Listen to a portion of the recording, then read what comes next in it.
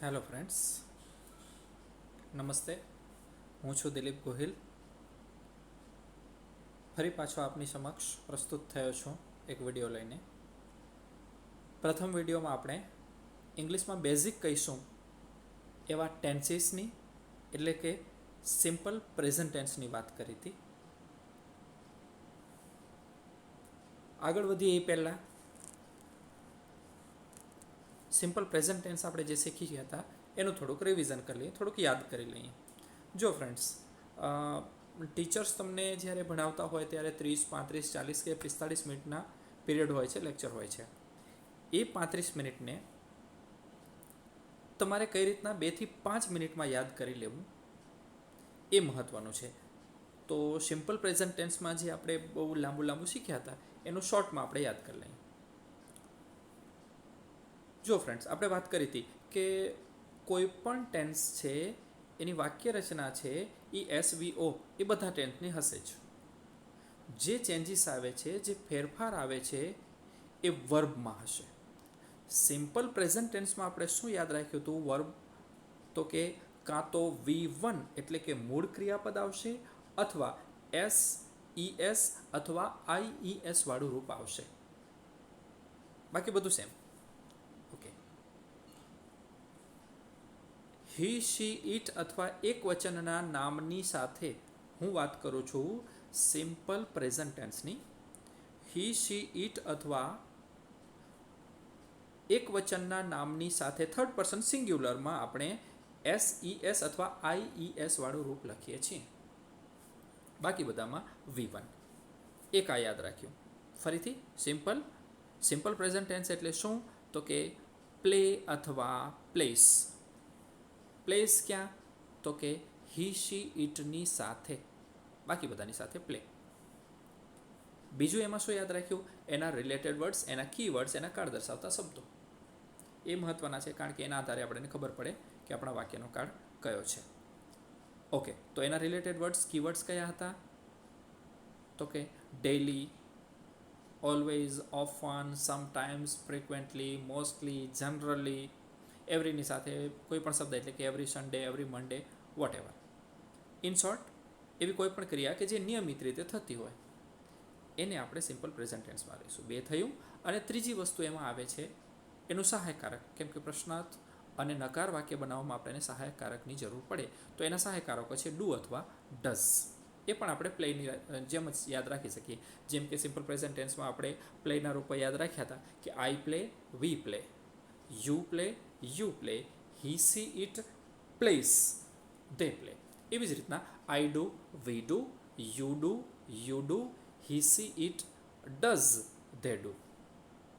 Okay, આ 3 જ વસ્તુ યાદ રાખ્યું હતું. એવી જ રીતના હવે આપણે આગળ વધશું. આજે સિમ્પલ પાસ્ટ ટેન્સ જોઈશું, સાદો ભૂતકાળ જોઈશું. ફરી પાછું એમાં પણ સૌથી પહેલાં વાક્ય રચના બધા જ ટેન્સની સેમ જ હશે એટલે કે SVO. પણ જે ફેરફાર હશે એ હશે વર્બમાં. અહીંયા આપણે જોઈશું ક્રિયાપદનું V2 સાદા ભૂતકાળનું રૂપ એટલે કે ઈડી વાળું રૂપ અથવા અનિયમિત રૂપ. જેમ કે પ્લે છે તો પ્લેનું ભૂતકાળ પ્લેડ થાય છે. વર્ક છે તો વર્કનું વર્કડ. હેલ્પ છે તો હેલ્પનું હેલ્પડ, એટસેટ્રા. હવે જો ગોનું રૂપ હોય તો એનું આપણું V2 એનું ભૂતકાળ કરીએ છીએ વેન્ટ. ડુ છે તો ડુનું ભૂતકાળ કરીએ છીએ ડીડ. સી છે SEEC જો. શીનું થાય છે શો, SAW. તો આ થશે અનિયમિત રૂપો. ઇન શોર્ટ, ક્રિયાપદનું રૂપ V2નું આવે છે. સિમ્પલ પાસ્ટ ટેન્સમાં માત્ર આટલું જ યાદ રાખવાનું છે. ઓકે,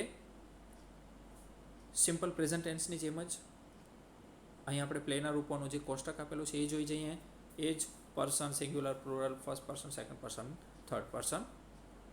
એક વસ્તુ ઓબ્ઝર્વ કરો અહીંયા ફ્રેન્ડ્સ ખાસ, કે તમામની સાથે એટલે કે આઈ, વી, યુ, હી, શી, ઇટ અને દે તમામની સાથે આપણે પ્લેઇડનું રૂપ આપેલું છે, V2 આપેલું છે. એટલે કે સિમ્પલ પ્રેઝન્ટ ટેન્સ કરતાં પણ અહીંયા બહુ ઇઝી થઈ જશે. એમાં તો હજી થર્ડ પર્સન સિંગ્યુલરની સાથે હી, શી, ઇટની સાથે SES અથવા IESનું રૂપ યાદ રાખવું આવું છે. જ્યારે અહીંયા તો માત્ર અને માત્ર જો તમને ક્રિયાપદનું V2 ભૂતકાળનું રૂપ આવડતું હોય તો તમામની સાથે આપણે પ્લેઇડ આવશે, એટલે કે V2નું રૂપ આવશે.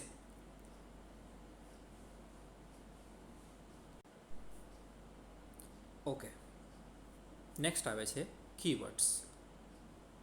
ફરી પાછું અહીંયા એક જ વસ્તુ યાદ રાખવાનું છે કે એવો કોઈ પણ શબ્દ કે જે ભૂતકાળ બતાવતું હોય, ભૂતકાળમાં કોઈ ક્રિયા થઈ ગઈ છે એવો અર્થ બતાવતો હોય, જેમ કે યસ્ટરડે ગઈકાલે, વન્સ અપોન એકવાર અથવા એક વખત, અગો એટલે કે પૂર્વે, બિફોર એટલે કે પહેલાં, ઇવન આફ્ટર શબ્દ પણ આપણે લઈ શકીએ છીએ.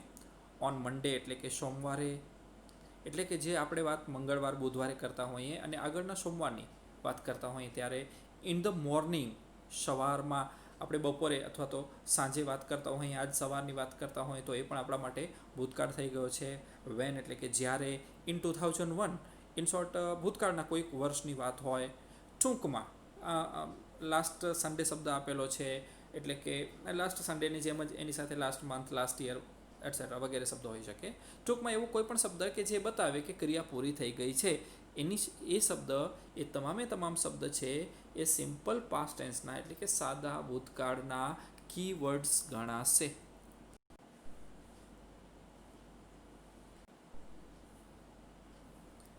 ઓકે, નેક્સ્ટ નિયમો.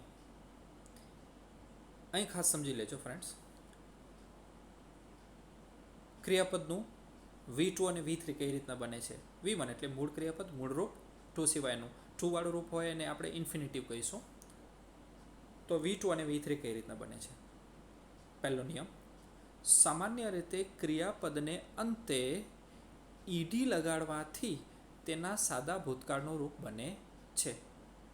ફોર એક્ઝામ્પલ, પ્લે જેનું આપણે ભૂતકાળ કરીએ છીએ, પ્લેઇડ, વર્ક જેનું ભૂતકાળ કરીએ છીએ વર્કડ.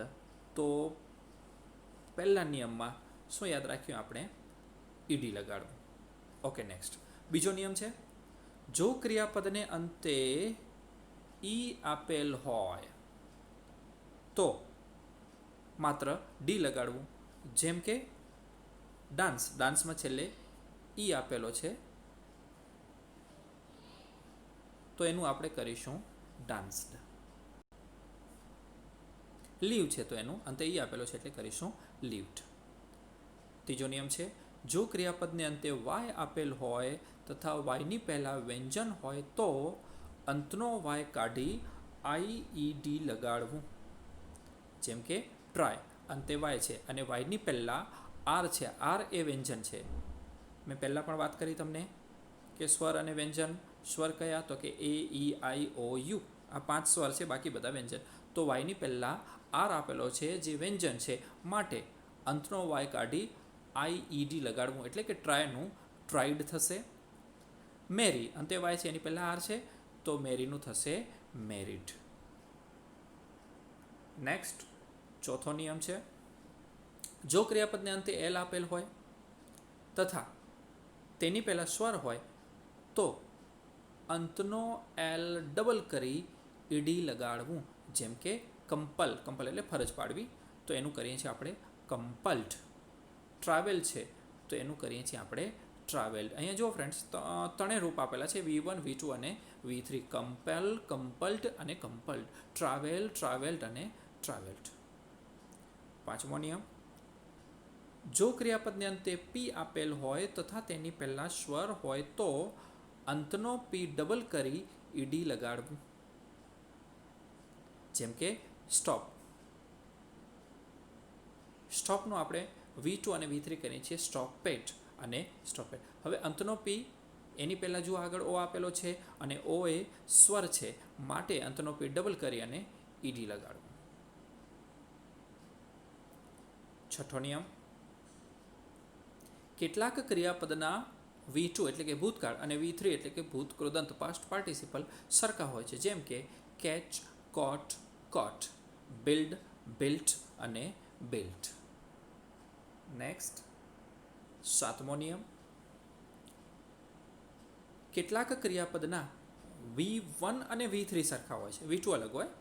જેમ કે કમ, કેમ, કમ, બીકમ, બીકેમ અને બીકમ.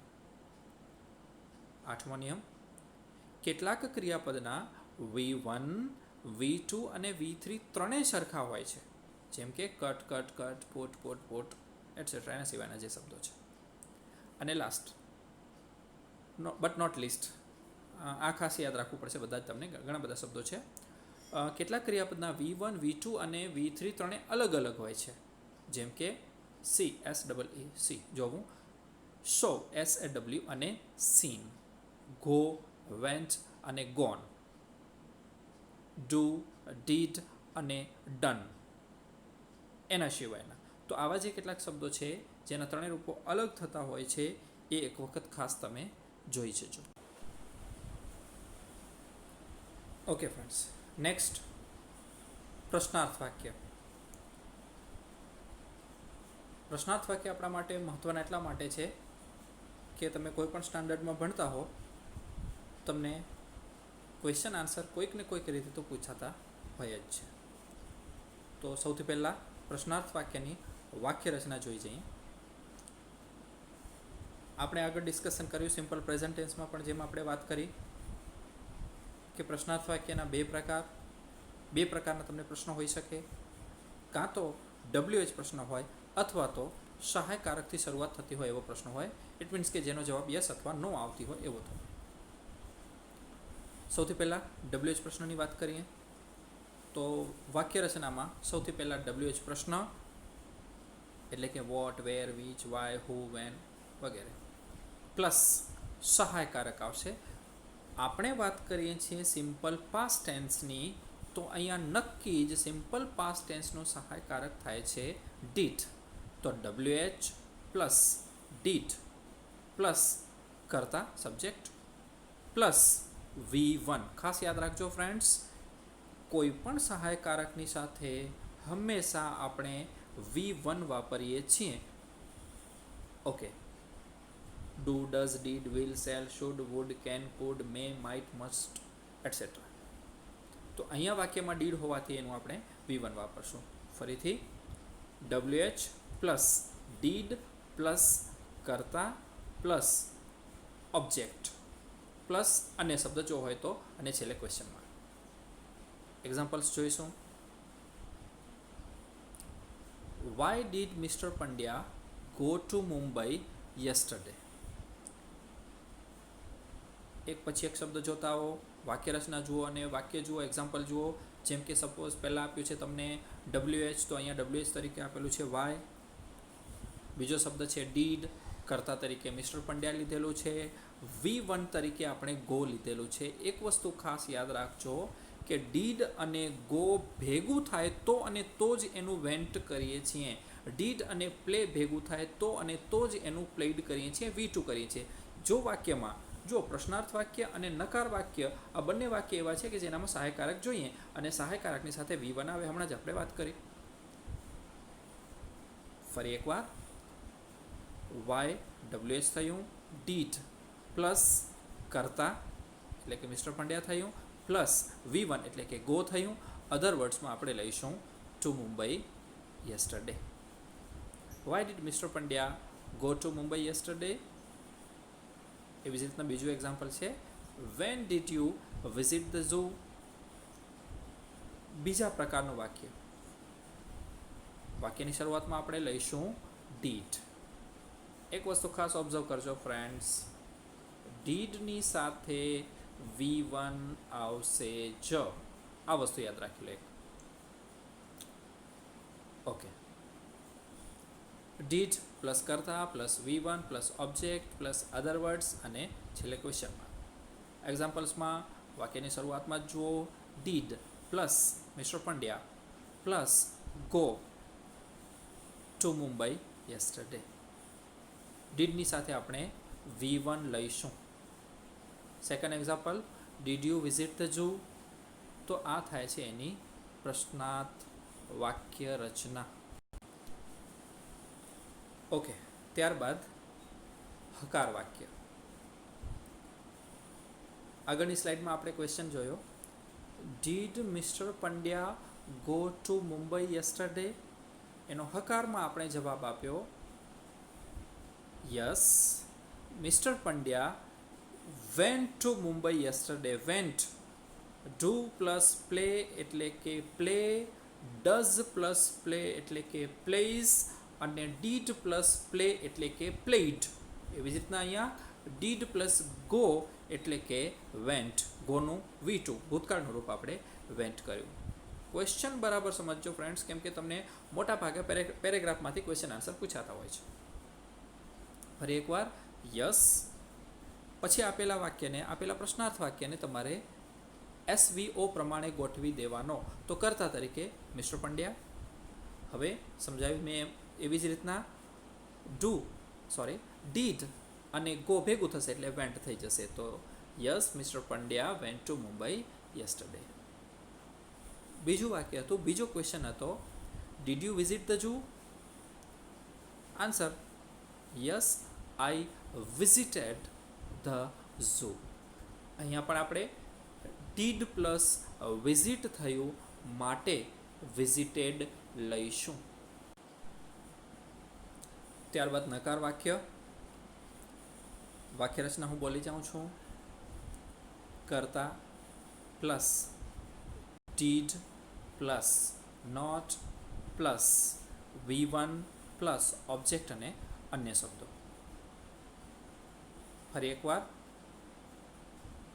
કર્તા plus did plus not plus V1 plus object અન્ય શબ્દો.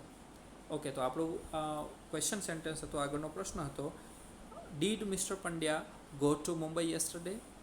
નકારમાં જવાબ લખીશું ત્યારે no, mister Pandya did not go. Did અને ગો વાક્યમાં બંને ભેગા હશે ત્યારે V1 આવશે. Did not go to Mumbai yesterday. બીજું વાક્ય છે no, I did not visit the zoo. Okay friends, last slide આપણી એક્ઝામ્પલ ફોર પ્રેક્ટિસ. પહેલું જ ઉદાહરણ આપણે જોઈ ગયા છીએ, એટલે છેલ્લા ઉદાહરણથી સ્ટાર્ટ કરી, લાસ્ટથી સ્ટાર્ટ કરી. ઇન્ડિયા ડેશ એટલે કે ખાલી જગ્યા ધ લાસ્ટ મેચ અગેન્સ્ટ, પછી કોઈ પણ કન્ટ્રીનું નામ સપોઝ આપેલું હોય. ઇન્ટુ બ્રેકેટ વિન, જીતવું, વર્બ છે. ઓકે, શું લઈશું સૌથી પહેલાં અહીંયા? જેમ સિમ્પલ પ્રેઝન્ટ ટેન્સમાં જ આપણે યાદ રાખ્યું એવી રીતના અહીંયા પણ આપણે રિલેટેડ વર્ડ્સ જોવાનો, એનો કીવર્ડ્સ જોવાનો. અહીંયા આપ્યો છે લાસ્ટ મેચ. લાસ્ટ મેચ ઉપરથી ખબર પડી જાય કે આપણું સેન્ટેન્સ છે એ સિમ્પલ પાસ્ટ ટેન્સનું છે, માટે આપેલા ક્રિયાપદનું આપણે V2 લઈશું. ક્રિયાપદ છે વિન, તો વિનનું V2 એટલે કે સાદા ભૂતકાળનું રૂપ થાય છે વોન. એટલે કે India won the last match against કોઈ પણ કન્ટ્રીનું નામ આપેલું હોય. ઓકે, ફરી પાછું આટલી બધી 17-18 મિનિટની આપણે ડિસ્કશન કરી, એનું 1 થી 2 મિનિટમાં શોર્ટમાં તમારે યાદ રાખવાનું છે. SVO બધાનું હોય જ. સિમ્પલ પાસ્ટ ટેન્સ એટલે એક જ શબ્દમાં પ્લેડ અથવા V2 અથવા ED વાળું કે અનિયમિત રૂપ. આ થયું simple past tense. Thank you friends, thank you for watching.